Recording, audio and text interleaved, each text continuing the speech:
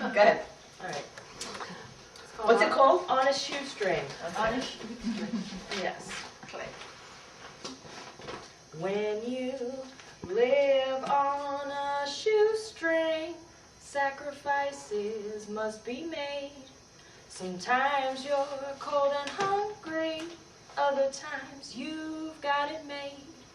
Simplicity can free you from possessions of the world, to seize the endless wanting in the third or first world. The nomadic key to life is acceptance every day of abundance or scarcity, of growth or decay. Ain't no chains to bind you when you loosen up the reins. Let horses or forces pull you the way destiny explains. That rolling river may carry you hither, it may drag your body far, it might wash you up on golden shores, you may not know where you are. Would you find me just surprise you? I forgot the rest of the world. Come again. You know, we got things. Just come back for a few minutes. There was just one thing. I mean, there's so much that I'm not telling you. Understand that. But in order for the purposes of continuity of the schema I've evolved here, such as I have, there's just one piece of information I left out. And then I'd like to open it up for discussion, and in the course of that discussion, perhaps more information can come. I was speaking about this Celtic worldview of, that gave its emphasis in terms of the myth was around renewal and regeneration, right? The coming back again of the world, of life, of the land, and constantly renewing itself. In the Christian version, it was about redemption and salvation coming through Christ, salvation coming through the attainment of the Grail, which is physical matter connected with Christ. In Eschenbach's version, and I was clearing up with Kay, that our discussion last night around the way the Nazis latched on to the Grail myth, all right? When we're talking about the German thing, it's not, this is a version that came out of Germany, but this is not what the Nazis latched onto, all right? But what they latched onto was an opera created by Wagner. Yeah. And the hero Parsifal, who was this Aryan, as played in Germany, in the temple that Wagner built for staging this endless opera that would go on for days. He was so taken with this whole myth. But so he built this whole world around the presentation of this opera, and this Parsifal, who's this Aryan wonder, and the perfect man. So it was this that the Nazis latched onto. I see. It's not connected at all with Eschenbach. Okay? And the timing?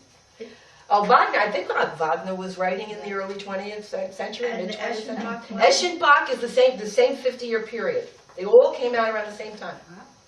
1190 maybe, yeah, 1200. So those all came, these are the multiple versions that began to appear at that time, but way early. And so that's not what the Nazis were onto. They were onto Parsifal and Lohengrin and Wagner's opera. And the Ring of the whatever, yeah, there was all this stuff. Yeah, Nibelung. Okay, so renewal, regeneration, salvation, redemption. The Parsifal of Eschenbach's walking the middle way. The theme here and the way to the Grail here is through rebirth and transformation. That in order to attain the Grail, it is necessary for the hero to be left utterly empty. And from that emptiness, reconstruct himself, very often with the help of a hermit, who we spend like 10 years with, 15 years, of reconstructing this new person who could now let go of the reins of the horse and find his way back to the Grail. Okay. The And that was the way, psychotherapist, go ahead, huh? the psychotherapist of the, Exactly. Well, Emma Young, by the way, latched onto the Grail myth. It fits perfectly, you know, with a Jungian understanding of transformation of the mind. Now, so you know, on your sheets, if you haven't already noticed, you do have a bibliography. On the back of this schema I drew, which I didn't follow as closely as I usually do, because I was keeping myself amused by doing something else.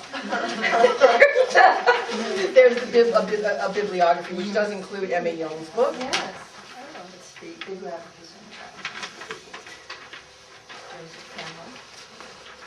And there are others, there are more. You know, this was just what I was working with. This is not the,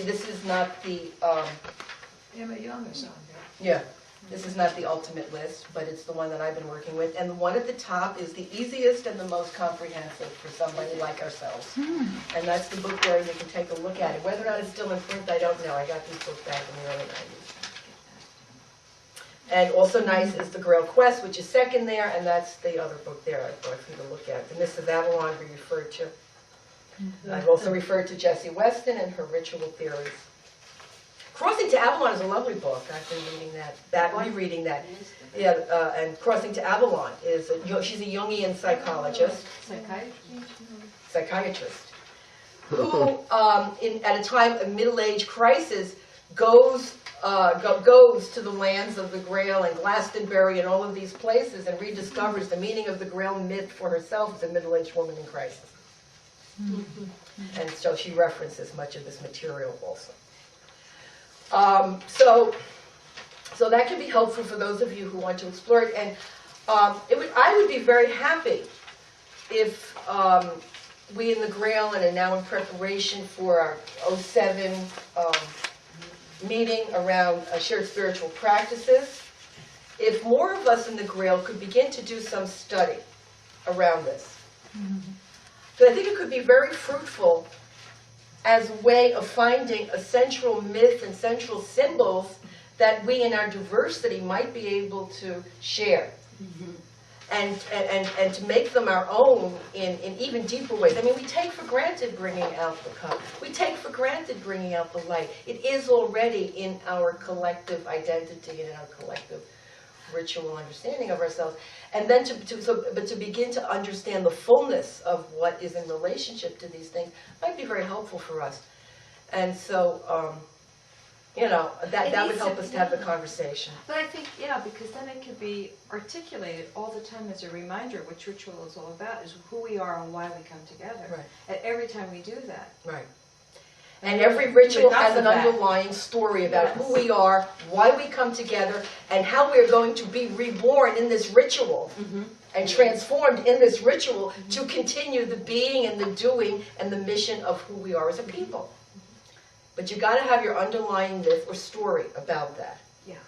And symbols that somehow bypass the mind and hit the unconscious somewhere way back here and have an effect or an impact just by their existence. That's the meaning of symbol.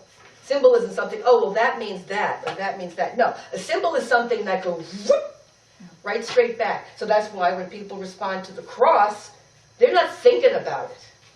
They are feeling the cross and the meaning of the cross. When we look at the cup, we're not thinking about, oh, that's the feminine, that's the womb. Somehow it is just evoking for us its meaning and what we have created in terms of its meaning when we are together using it. It gains a certain power. The same way you look at the other hallows, you look at the sword. I mean, that gives a feeling right away, you know? And you may or may not like it, but you're not thinking, oh, this is what a sword means. You feel what a sword means. And the way these things begin to gain their power is by the using of them in ritual. And they are manifesting an underlying story about who we are as a people and why we come together. But like the mass can become, it loses its power because it's just I mean, you know, it lost something. For you. Yes, for Feel. me. Exactly, because it's so automatic. So for me, I always need to have the ritual plus the story, the language attached to it.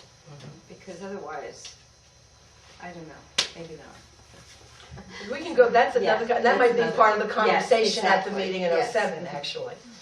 That's another And thing. the underlying story in our present time. Mhm. And so in a way, you know, is the underlying story also giving another perspective.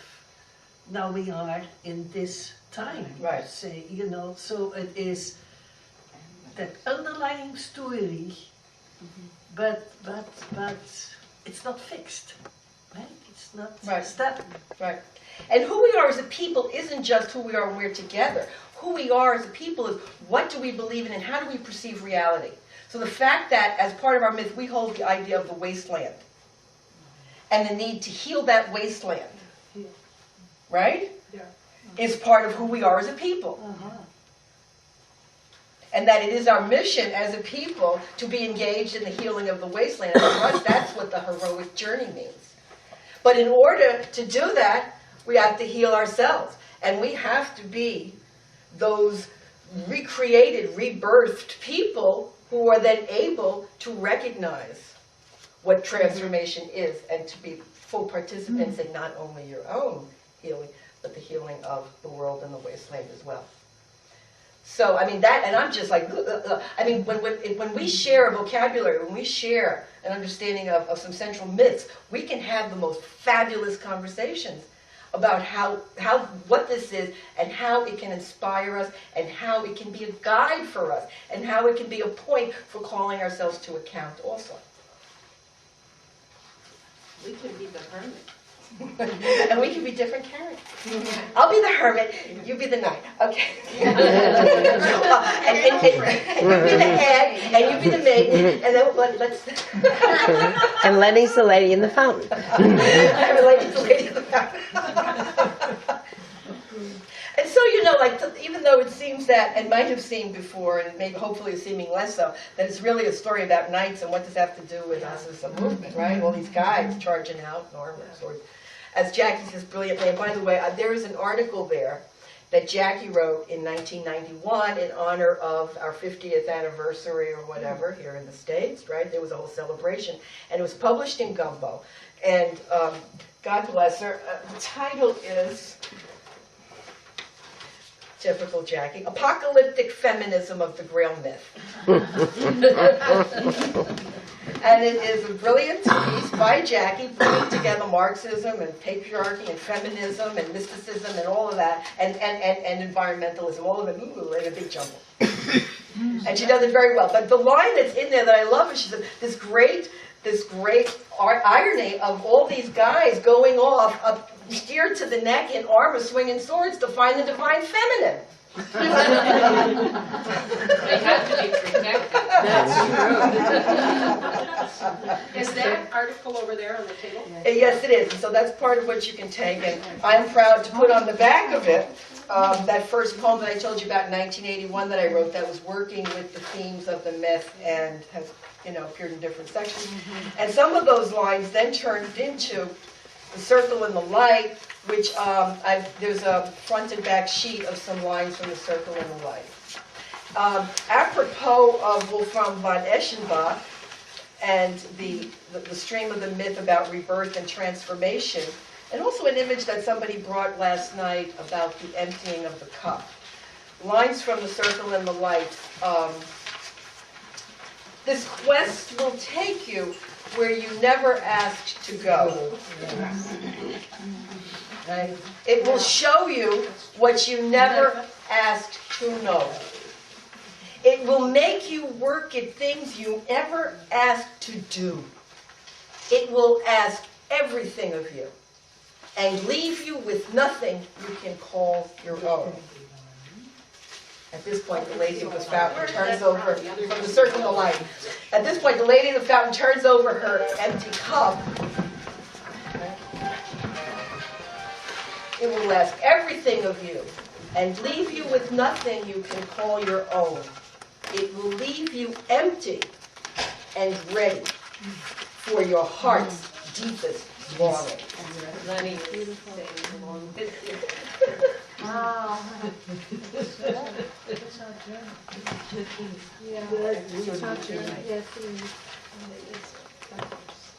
Yeah. No, some of us didn't.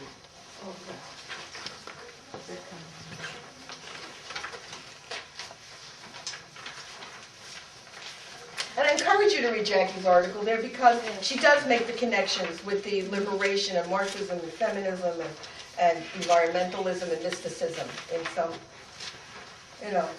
exuberant jumble. Okay, any questions, any comments, anything for discussion? Just the sword and the stone. I mean, Yeah. that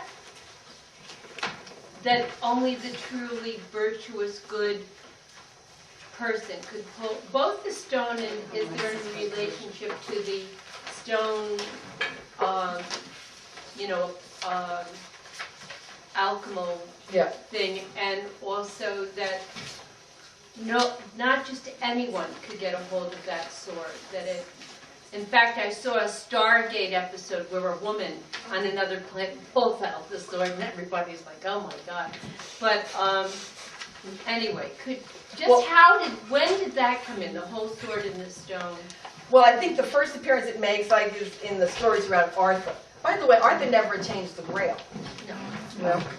But he was signed as a chosen one when he was able to remove the sword from the stone, and that original sword and stone are first associated with Merlin. And some event which occurred which put it there, which I don't know. Since So I haven't hundreds followed. of years Yeah, later. right. Okay. Right. And although in parts of these earlier versions, they did have not just stories related to the Grail myth, but like the death of Arthur, all right, emerged at this time also. And so those stories might very well be more associated with the Arthur thing. However, it reappears again with Galahad, who was a Grail knight. Right? And first of all, Galahad at the Round Table, which is taking off from the Last Supper, right, and the Round Table, and then ultimately the Table of the Grail. There are three important tables. Well, everything comes in threes, by the way. And by the way, there are the three aspects of the goddess. But at the Round Table, there was a seat called the Perilous Seat, and that's why it was funny when no one was sitting in the seat. Because if you were not the chosen one, the seat could eat you up, or it would crack, and you would, the terrible things would happen if you were not the chosen one. And so the way they knew Galahad was the chosen one was, first of all, he was the one. Aren't you glad you didn't go there? Set the seat. But there was also a stone with a sword in it that Galahad was able to pull out. And so it makes its appearance in the Grail myth through Galahad, even though it originates with the Arthur stories, and I'm not versed in those. I don't know a lot about them. Now, in terms of the alchemical thing, absolutely, and that's what I was saying. That's why this writer calls that third branch of transformation and rebirth of self the chemical branch, because you've got the appearance of the stone coming down from heaven, and the association with the philosopher's stone, and that what it's all about is so consonant with what the alchemical process of transformation is about. And there is real parallels that were conscious on the part of the author, and were structured in ways, as I say, around numerology, astrology, alchemy, that tell you, yes, he knew exactly what he was doing, and there was a connection. Now, one more interesting point on that last story. Okay, all of the Grail heroes, as I say, in their bloodline relate to the Wounded King, but they don't know that, and the reader doesn't know that when it begins. That's revealed late as the story goes on. They are all raised in isolation. They have no siblings. They are raised deep in the woods. In most cases, with their mother, who was married to a knight, and who had brothers who were knights, and they're all dead, and she does not want this to happen to her son. So she wants to keep him from that world, to keep him safe.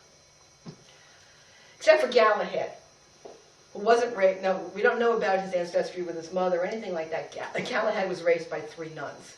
He was still coming out of the world of women. It just he came from 3 nuns who would bring him to appear in Arthur's court when it's time. Okay, but let's go back to Percival and the mother. So it's his mother who raises him, who tries to isolate him, but one day he sees the knights coming through the woods. Woo! I want to be one of them. And he goes. And he's not well versed in the ways of the world because he was kept in such isolation. He loves his mother, but, he's got to go. And even though he looks back and he sees her faint into a swoon as he's as he's running out to meet the knights and to be one of them and to find Arthur's court, doesn't care. Later in the story, he will find out that his mother died of grief. But his father was Lancelot. She Well, tricked Lancelot. Galahad's father was Lancelot. Yeah, that's what I mean. Yes. Galahad's father was Lancelot. And that's the bloodline. And he, yes, but he was born as a result of not Lancelot and Guinevere. Lancelot and Elaine, Who's Elaine? his mother. He was born from his mother. No, Oh, yeah. Galahad's mother. Galahad's mother. She tricked Lancelot. Into thinking that she was Guinevere. Guinevere. Oh, dear. Oh, dear. But she's connected to something else important, and I'm not remembering it. Wasn't she the lady of the lake or something? Oh, she's the daughter of the wounded king. So the daughter of the wounded king has managed, obviously born before he got wounded, because his wound is always a genital wound. By the way, which also fits in with this thing about the union between the king and the land and the goddess and all of that. No, it's called very often a wound to the thigh or something. That's a euphemism. It's a genital wound, and he's either impotent or and unable. Yeah. Is Percival and Parsifal the same person? Yes. Yeah. And he's also called Prolisvaus. He's got various names. Yeah, but they're all the same. But they're different in the different stories. See, I don't know if you were here. We talked about the multiple versions of the story. And so the heroes take on different aspects and different events happen depending upon who's telling the story. But anyway, so Elaine is the daughter of the wounded king. So that Lancelot and the daughter of the wounded king mate, give birth to Galahad, who's raised by nuns, comes to court, and eventually he is related by blood to the wounded king. That's right. So they're always coming out of the world of women and having to be trained into the world of men. And these are the ones who were chosen then to go out and to find the divine feminine in order to bring reconciliation and balance back between the male and the female principles. But all around them always, so you got all these knights who are saying, how does that relate to the Grail? The frame here is always women.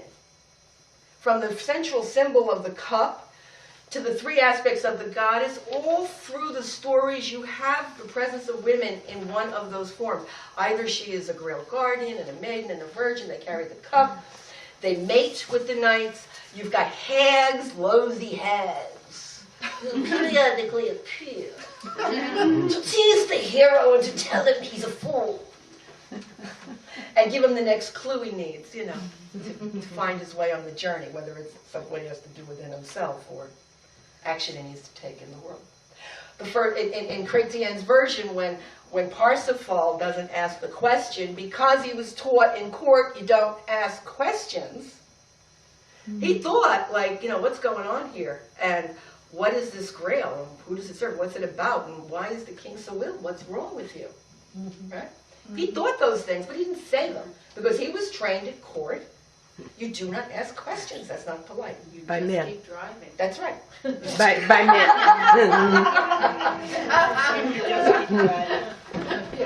All right. So he doesn't ask. It's time. The castle disappears. It's gone. Things appear and disappear, including castles. And he's out there on his own, back in the wasteland, and there's this damsel out there sitting by the water. She says, well, what'd you do when you were in there? And he says, well, there was a fabulous procession. So she said, did you ask about what it meant? He says, no, I'm not supposed to ask questions. You fool. If you had asked the questions, you would have found the Grail. right? So that's the clue he needs, you know, and the thing he holds on to as his journeys continue through the wasteland, and he continues his quest. So that women are always appearing and disappearing in various manifestations. The maiden, the mother, the crone. They are essential to the story to help him find his way back to the mother, to the divine feminine. So it seems to be a story about men, but it's only a story about men insofar as men need to find the thing that will bring them back into reconciliation with women, and at the assistance and the presence of women helping them to get there. Now, what does that mean for us as Grail women?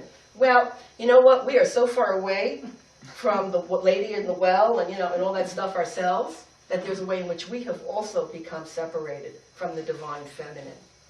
So in many ways, it does feel appropriate for us to take on something of that knighthood and that journey. That's why we have to be on the journey and ask the questions and go through the wasteland and be on the quest also, because we have also suffered from the separation from the divine feminine. The difference, though, is that we are the divine feminine. You know, we are structurally, physically, the female form and matter. And so in many ways, it is about a coming home to the self and the meaning of the self on our own terms. And then finding that face of the divine within and out there in the world also. And bringing the male and the female principle in these ways back into, because we're split too. We don't have that balance within ourselves.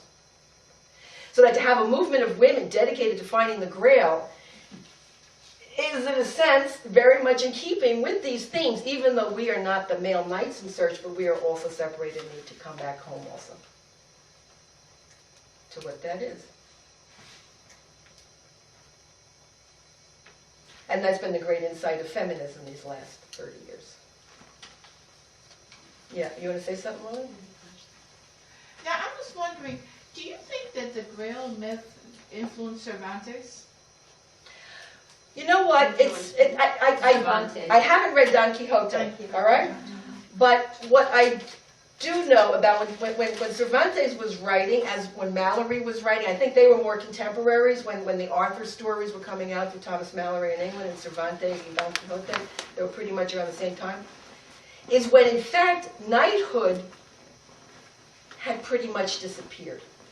And they had moved on from the Middle Ages, and they were on the edge now of the Renaissance.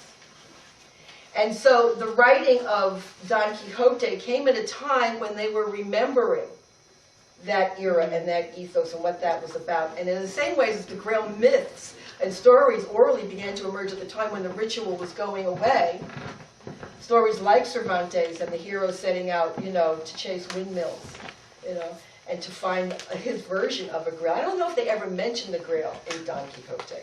No. But it's the same feeling, though. He's out in search of something, but he was a bit of a fool also. Yeah, he was a pathetic hero as opposed to a tragic.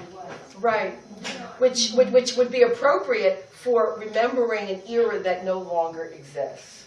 It's a way of at the same time you're celebrating its mores, you're also separating yourself out from it and making him, you know, as you said, what was the word you used? A pathetic hero versus a tragic hero. And in fact, very often when the Grail hero emerges in literature, Arthur's court is in decay. Arthur is not at his peak at the time that the Grail heroes emerge and go off on their myth. He is old. Lancelot is cuckolding him with Guinevere. He has pretty much not lived up to his initial promise. He's a flawed hero, not worthy of the Grail. And so his court is fairly well in decay, even though he set the seeds for the possibility of the Grail hero to emerge. He wasn't able to do it. No. But he did imbue those knights with a different kind of warrior aspect. Exactly. It was not that myth of not the myth, but the tales now. It's so politically incorrect to talk about the Crusades, but his knights were the ones that were struggling to bring goodness and healing. Does that sound like anybody I've mentioned this morning in terms of the Knights? The Knights Templar, in fact, were the model for the Grail Knights. That's right. Yeah. Yep. but his court was to be Yes, that and the round kind table, of the invention of the round table table. was already a major league. And that was a part of the Grail structure, excuse me.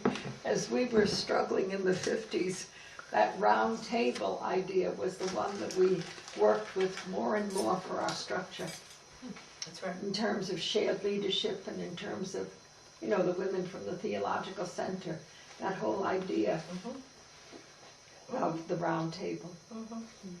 Yep. That's why it seems to me the more we learn about the myth, the more resonance it has for who we are historically and in the present also. Whether or not when they give us the name, anybody knew that. You know, and it becomes moot after a while, you know. It's just, the more we learn, the more we fit into it. Well, no, I It think fits- it fits constantly, us. though, one constant was always the search. We used The the search. search. Use the word the search I always. used the word search in the 50s. Right. So the religious search was always part of why we were Grail. Right. And in the culture, I think, even when people don't know what Yeah, the myth they is, don't know. they know there's the search for the Holy Grail. That they know that. They don't know anything else about it. And they know it's like this cup thing. That's it. And that's just so present in the culture. And over again, you read the papers, you know, whether you're talking about computers, or you're talking about the internet, or you're talking about the latest scientific invention. They found their Grail. They found their Holy Grail in this. It keeps going. Now, let's talk for just a moment about Holy Blood, Holy Grail. All right? And the Da Vinci Code. Just because it's what's out there right now. And in fact, on our listserv in the Grail, there's talk about how can we, you know, work, this is hot now in the culture, and how do we, you know, bring what we have to say to the information that people are getting more interested in relation to the Grail and that whole Da Vinci Code thing. Okay. When I was doing my research, this was back in the early 90s, I did consult Holy Blood, Holy Grail, and in fact it's on the bibliography. And it was an interesting thesis, and it resonates a little bit with the myth. But what it's about is, as we all know now from the Da Vinci Code, that Jesus was married to Mary Magdalene. And Mary had a baby, my Lord, but it's not the Mary we usually sing that for, right? And Mary had a baby, Mary Magdalene. So when Jesus was crucified, not unlike what Joseph of Arimathea and Nicodemus did, got in a boat and went traveling to England, Mary Magdalene took her baby, first that was here. She knew she had to get out, right? They were all in danger. She had to get out. And she gets in the boat. Build a boat that we all can row across the Sea of Life to Marseille in France. Then she came first to Marseille in France, crossing the Mediterranean,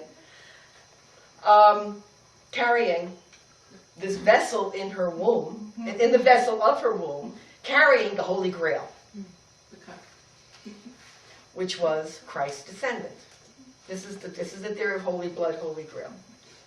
And they ultimately connected up with the Albiganian heresies and the Catholic heresies, and the secret that the Knights Templar learned was that Mary had a baby, and that there was a line of descent from Jesus, and it was being kept in this castle in the Pyrenees where all these heresies were existing.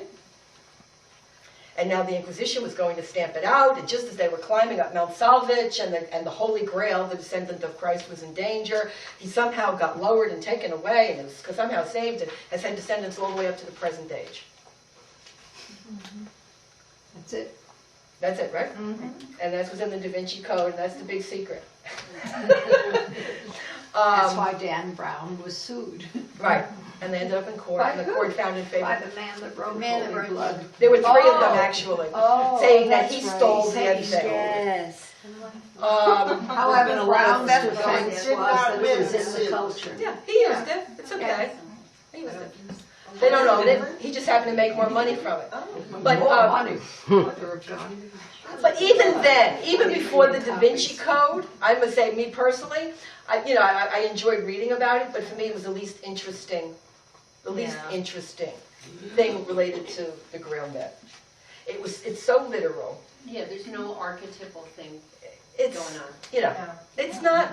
You know, but it figures Probably in with why some it of the was so myth, this whole popular. blood wine thing, you know, it echoes that, it echoes the, you know, coming from the Your Holy Land DNA, voyage and all maybe that. they'll be getting DNAs.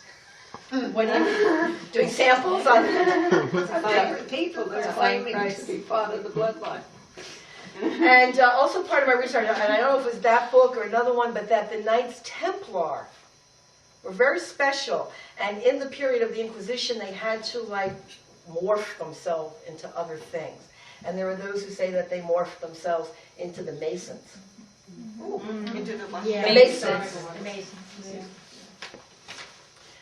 And before they did that, many of them went on to Portugal, by the way. I'm looking at my Portuguese friend over here. And Henry the Navigator was related to the Knights Templar, and all of those explorations and voyages were done under the sign of the Knights Templar, actually. But they were safe in Portugal because the Inquisition took longer to get there. But eventually they morphed into the Masons. And our country, supposedly the founding fathers, were Masons. And you find on the back of the dollar bill that pyramid thing with the eye, which is a Masonic symbol. So that's just another little variation on the thing. All comes back to the Grail. Every separation. It's all Grail. Does that mean that those of us with Masonic ancestors are really linked to the Grail Cup, and we're part of Very well that? may. Very well may be. And I'm going to tell you another little story. When I was in Philadelphia, and we were doing the Circle and the Light, Search for the Holy Grail, and we had it out there. I mean, Maureen and Lainey and the whole bunch, they did a fabulous job. And then we were advertising for people to come and to be in it and to be part of it. We had rehearsals and all that stuff. I had this guy call me. He says, you know, I'm very interested in this. I said, oh, well, what's your talent? Which is, well, I play the drum. He said, but more than that, I'm really interested in hearing, you know, what's it about? You know, what are you saying about the Grail? He said, could we meet for lunch someday? So I said, okay, sure. Because I'm thinking, okay, here's another opportunity to pull somebody in. You know, you don't know where he's connected. So we go to lunch. Turns out the guy's a Mason. Oh. Which he tells me. He wanted to know what I knew about the Grail myth. And what were we about in this thing? And I told him, and he was, you know, and he was happy. And I said, well, listen, so what are you doing? You know, why don't we just have meetings? Secret meetings. Meanwhile, they killed Mozart because he wrote an opera about what goes on in a Masonic meeting. But anyway, that's another story. And then he said he would be in touch with me, of course, and he wasn't. Now, I don't know what that was about, but it all seemed rather odd. It was a CIA investigating the Grail. No, I think he was probably a Mason, but for some reason. Even scarier. And there is a Mason temple in Yeah, Philadelphia. big one. And And a beautiful. beautiful, That's where he said he was. That's where he a beautiful said. building. Yeah. Really, you know, Central City, beautiful. A friend of mine is a Mason. She leads the Masonic group Now, out originally, of France. women Yeah, but there's a group out of France where women can be involved, and they have secret meetings. And every couple of years, they invite you. In June, they invite guests to come in to be a part of their ritual. And I unfortunately missed it last year. But What is the Masonic ritual? I don't know. They don't tell. But they're very much into symbols and ritual. I And wonder if they're using some of the symbols from the she Grail wears it myth. around her neck. What does she wear? She was at our last meeting at my house 2 years ago, and she probably would come this year. What does she wear around her neck? A triangle. Right. Oh, like on the back of the Yes. dollar bill. But she's from France, and so she, you know, but she's a different way of thinking, very symbolic, because we get together once a month. And it's interesting, because this is a group, a subgroup. I met her at Amnesty, and we meet once a month, and there's men and women, and I say, this is the thing in my life that most resembles the Grail. And there's men and women in it. Yeah. These Right. meetings that we have. Right. That's where it shows up. Interesting. Okay. Yeah. It just occurred to me, but there's probably no connection at all, but when you were saying that the Grail myth originated out of France and the Pyrenees region, you know, around 1100, I couldn't help thinking that they say the Kabbalah Yes. originated in the same area Good. earlier. Thank you. And, you know, was Thank there you. any connection? Yeah, Kabbalah appears in Eschenbach also, and the Tree of Life and all of that. I And they mean, have- the thing is so also a rich. secret, it's also like a secret mythology Yes. and symbolic Right.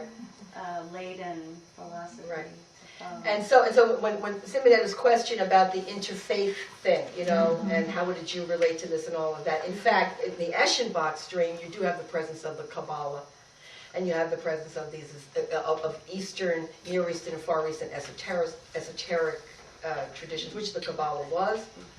And so in that sense, we have been influenced by other faiths and other traditions. That doesn't mean that it's appropriate for other faiths and other traditions, but it says that there is some relationship there. And the Tree of Life's very Islamic. Yes, yes.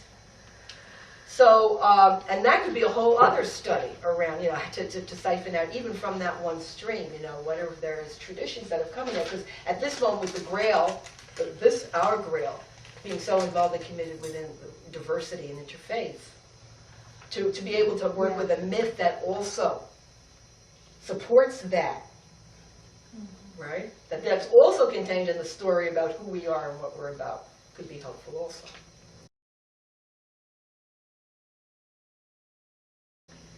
Sharon, I don't know if this fits in here, but I'm wondering if we have any idea why Father Van Ginnigan chose this legend, you know, this myth.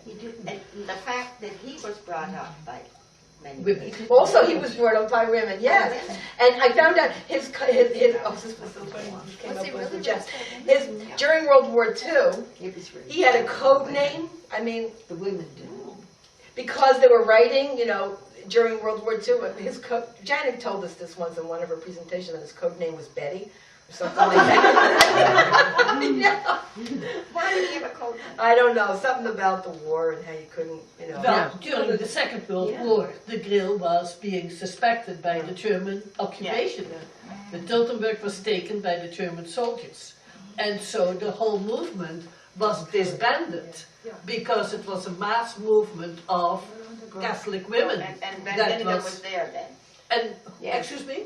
He was still alive. He was still alive. He died after World War II, I think very soon, 45 or whatever. 1945.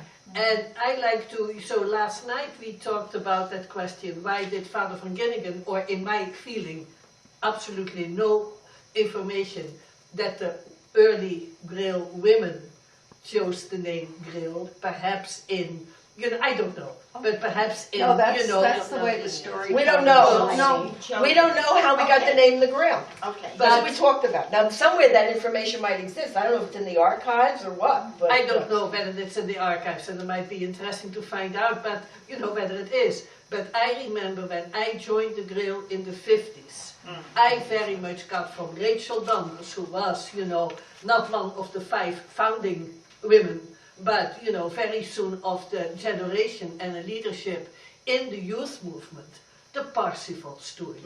You know, and this Parsifal story, you know, when the Nazis were not yet in Germany, or anyway, the Nazis were coming up, but it was only in the 32, you know, when the Nazi movement, you know, came up. But it was in the 20s, and 29, I think that's what Kay mentioned, you know, when the youth movement, and I would have to look that up that year, but that, according to what I remember from Rachel Donders' story, that the Parsifal story was very much part of, you know, the Grail myth that was told to me, you know, as a beginning Grail person. What is And it was in the 50s. But Sharon, it was in the early time told to us, not Father Van Ginnigan choosing the name, but the women choosing the name. Okay, so the women chose the name So for that themselves. was the way we were told it. And they were like Now, early in the founders. archives, I don't know. It was the women definitely. Okay. And there was women's relation also to the English myths. Good. And their knowledge of the English myths and the knowledge of the search. All of that was part of the reason for choosing it. And perhaps there was also some secrecy there, because when Janet Calvin and I were trying to translate, you know, from an English translation of the course of Father Van Ginnigan on women, that Rachel Donders was very afraid or concerned what kind of English translation, that we used. Which one was it? Was it the original one? Nobody knows as far as we, found out from Rachel, but Rachel Donders, before she died, she was kind of concerned about that. So there might already have been something of secrecy. Well, there at you that go. moment. One more example Yeah. of how we're repeating the myth itself. Yes. We've got our own origin secrets and mysteries to be revealed. Yes. Somewhere along the line, I heard that the huge pageants of young women in Europe countering the Hitler movement were called Grail.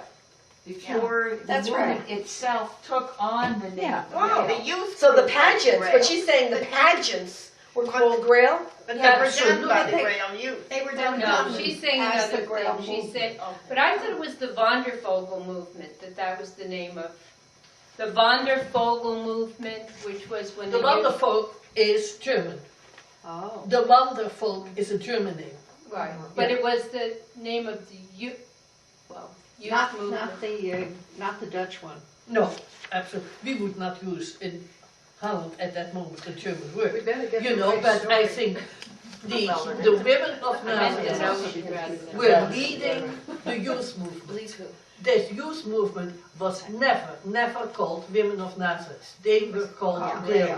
The very early publications, I'm kind of 90% sure, you never know what secret things happen. But the early publications, because when I was in Grail training at the Tiltenburg, I never was there long because it was not my place, but we went to the attic at the Tiltenburg. We were trying to find the course, and we were trying to find this Women of Nazareth. And the woman who was in charge of our Grail training didn't want us to know about the Women of Nazareth, because that was too, convent-like or whatever. At that time there was a whole struggle in Holland, and ask Eileen Scheffler about that, because she got a lot of about the older generation, and this change from the Women of Nazareth into the Grail.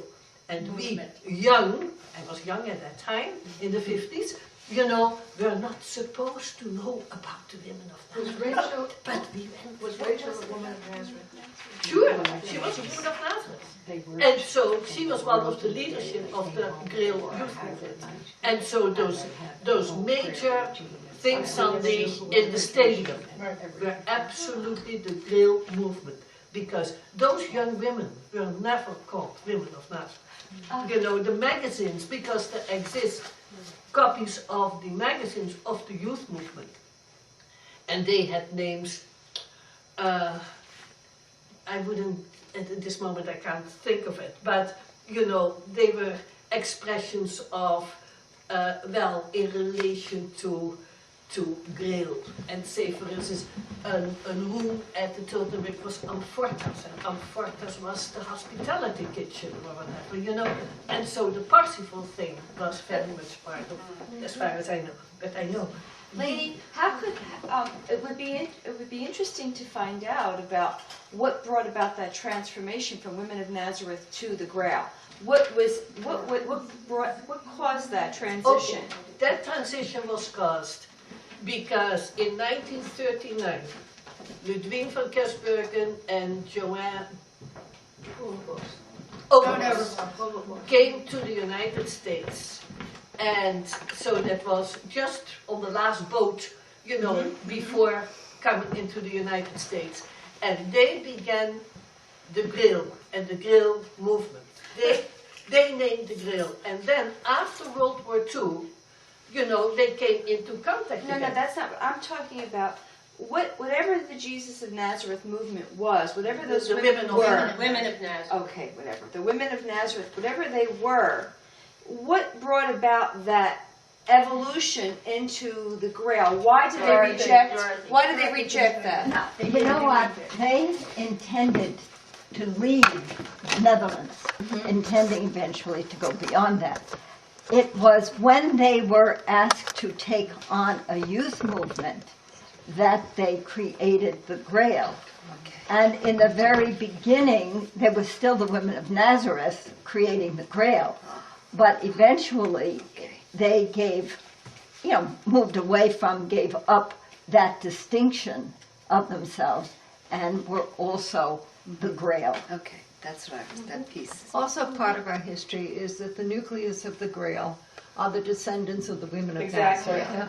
And therefore, those of us that joined the nucleus, also, Lainey, we never heard the women of Nazareth until I think it was Mary Gintott, or at least I associate her with it. All of a sudden, in the 70s or the 80s or something, we start to talk about these women of Nazareth, and we're resurrecting what they were and what they did and how they lived this ascetic life behind the scenes as they were women out in the world during the day.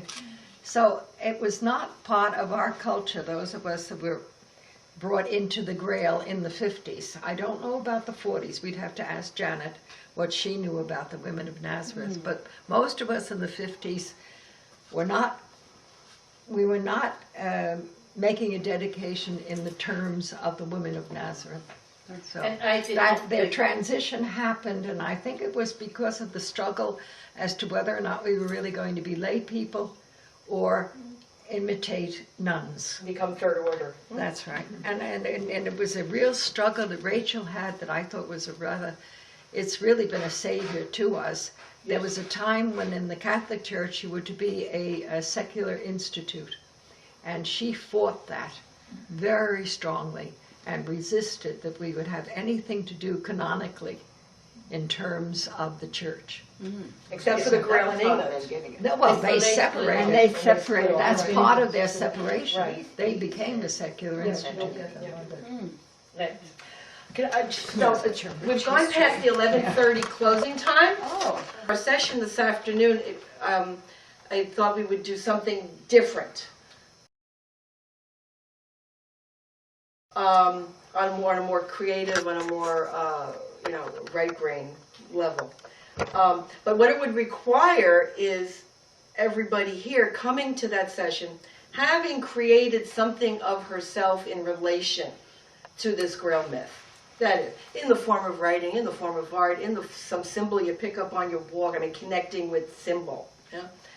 But to find some way of physically, verbally, emotionally, even a story, expressing who you are. Who are you in relation to this myth? In relation to some theme of this myth? In relation to some symbol from this myth? But to somehow express yourself in some way that's connected to the myth and where you are now. It could be, something that resonates for you in terms of where you are in your journey now. It could be in terms of your work. It could be depiction of the wasteland of some way, right? Or it could be depiction of something related to the healing waters and the fountain. There's been all of this mythical material that we've been working with now. Is there some piece of it that you can hold for yourself and make your own and see yourself reflected in it?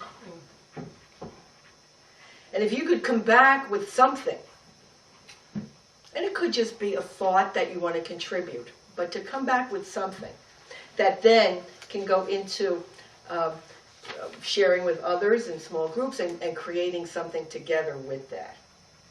All right, so it'll be a 2 or 3 step process. But the first step is finding for yourself the point of resonance with the myth. The individual. Start with the individual. Here we go. Boy. Okay, and you'll have time to do that. We won't be back again until 3. Okay. Okay? Go to your